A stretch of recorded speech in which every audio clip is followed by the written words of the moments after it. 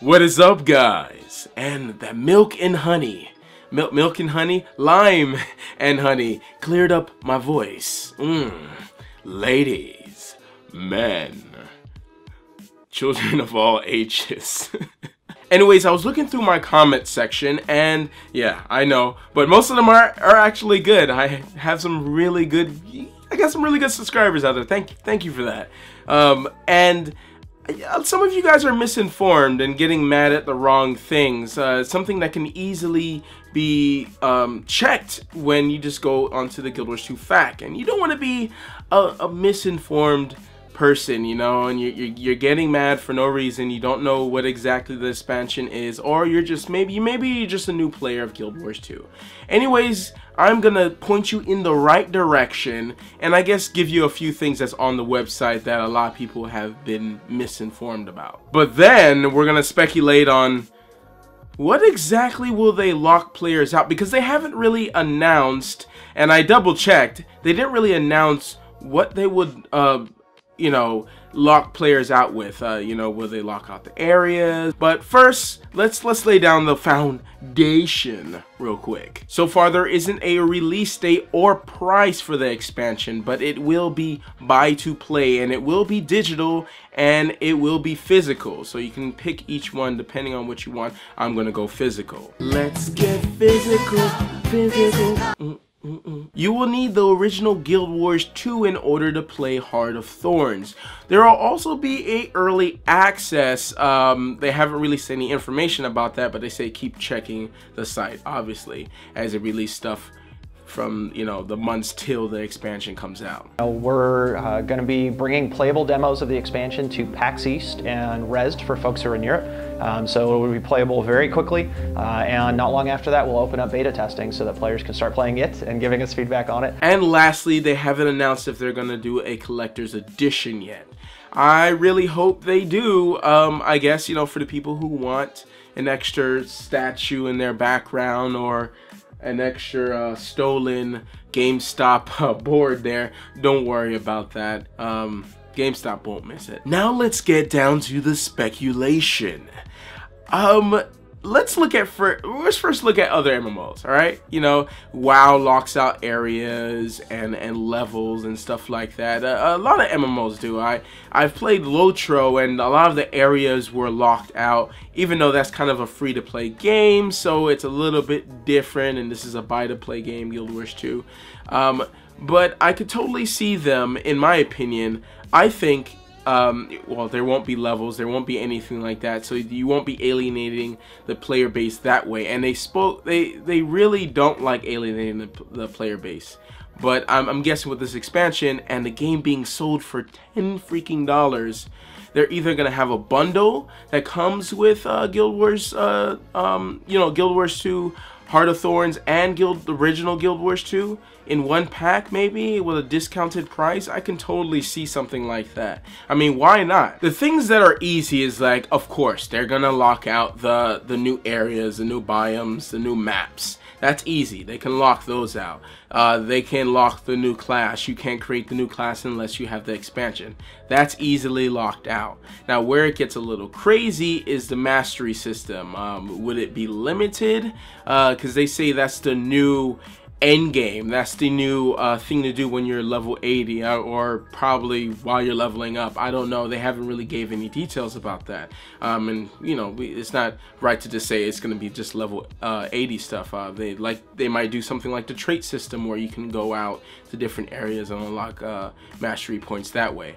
But a lot of mastery points are probably going to be earned in the new area. And especially unlocking, you know, the flying. Come on, man. I'm so excited for the gliding. I always wanted to see flying in Guild Wars 2. And I've played Archage recently, and being able to float was just amazing. The map has to be huge, but that's for another video. I'm not gonna ramble. I was hooked up on drugs the last video, and you saw me. Yeah, I rambled for 17 minutes. I'm gonna stop now and move on. I'm gonna stop right. The part where it gets a little weird will be PvP and World v World, and especially guild halls. Like, how would they lock that? I mean, I guess you could lock PvP maps. It'll be like a, you know, when you don't have the maps on Call of Duty and Battlefield 4, that you just get kicked off the server. Like, sorry, you don't have the maps, but please click here to buy our digital deluxe version of blah blah blah blah blah blah. But I don't know, especially World v World with the new map. Like, you can't just say to a player who has Guild Wars 2 and who has been playing World v World for a while, oh, you can't play World v World now because they're on the new map and you don't have it and you have to buy Heart of Thorns in order to play it.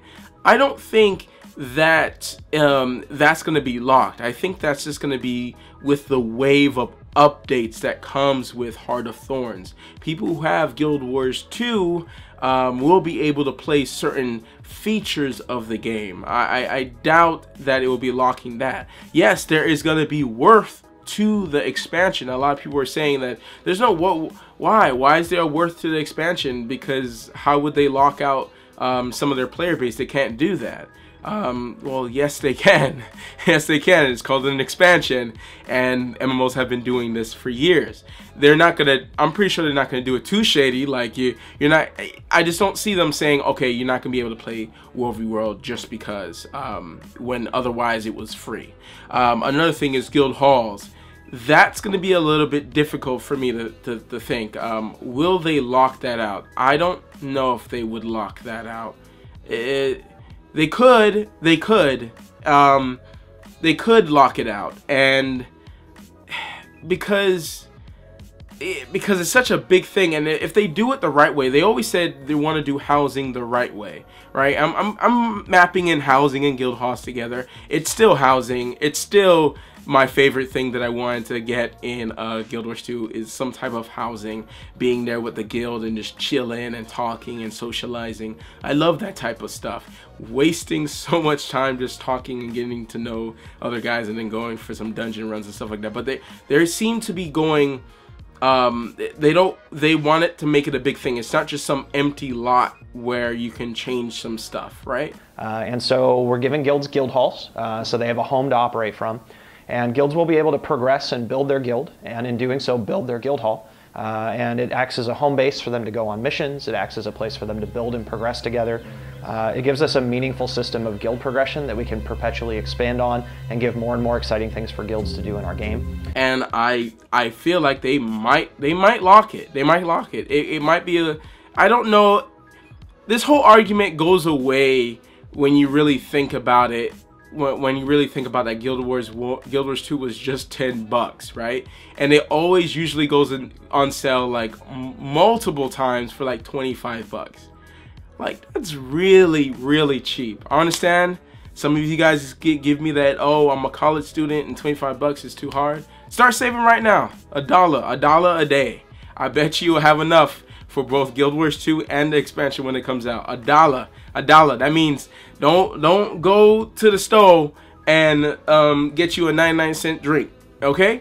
That, like those big cans of Arizona. Oh my gosh, that is some good. That peace tea. Yes, sir. Lord jeez. Another thing to go back on just before we end here is the mastery system and the new specializations. That I could totally see them locking, okay?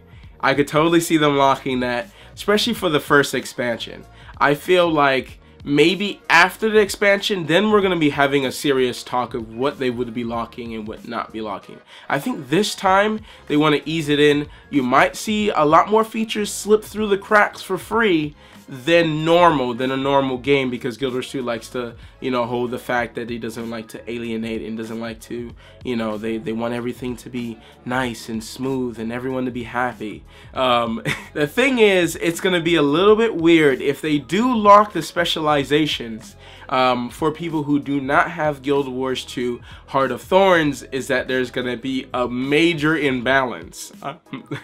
It has to be an imbalance, right? I guess maybe not major, considering, you know, there's no like crazy armor, what we know of, crazy armor that goes with only the druid and only the guardian holy mage book user. I don't Oh, the Zerker. Oh my gosh. What if the Guardian is the Zerker and like all his flames turn red? Everything you could like change, everything changes to red, man. Can you imagine? Oh my gosh, he's no more glowing blue all the time, and his eyes, no, they wouldn't do the eye thing, but that would be pretty cool if they actually change the glow, the color of the class, and the feel. Oh my gosh. Rambling, moving on. Anyways, there will be a change. You know, it's like, oh my gosh, Stat Ranger's using a cool skill, or oh, how is your Engie using a hammer? Oh, do you have Heart of Thorns? No. You can't use it. But anyways, guys, that is the video. Let me know what you think and what they would lock out and what they won't lock out. It's interesting to talk about and discuss. You guys have been leaving me a lot of questions. I really got to get on the Q&A game very soon before it just piles up that I'm just gonna miss so many, because a lot of you guys have been interested in a lot of different aspects and stuff, and I love having discussion, and you guys seem to like it, and I'm grateful that you guys have been enjoying the videos. Very grateful. I'm gonna try to keep the rambling down for you guys. A lot of you guys like it, but I want to make sure I structure the video and not fall all over my words of excitement and all that type of stuff. I'm trying to learn. I'm trying to get better. It's been a while since I've been doing a lot of these face videos like this, other than the reviews, but I never do them all on camera. Anyways, moving on. I hope to see you guys tomorrow, and yeah, see you in the next video. Yeah, I know you guys want me to see. And stay visual. Sounds so corny. It's corny. It's a catchphrase. You gotta, I know, I gotta do it with like feeling, right? It's like, oh, I got snotted up some stuff. And stay visual.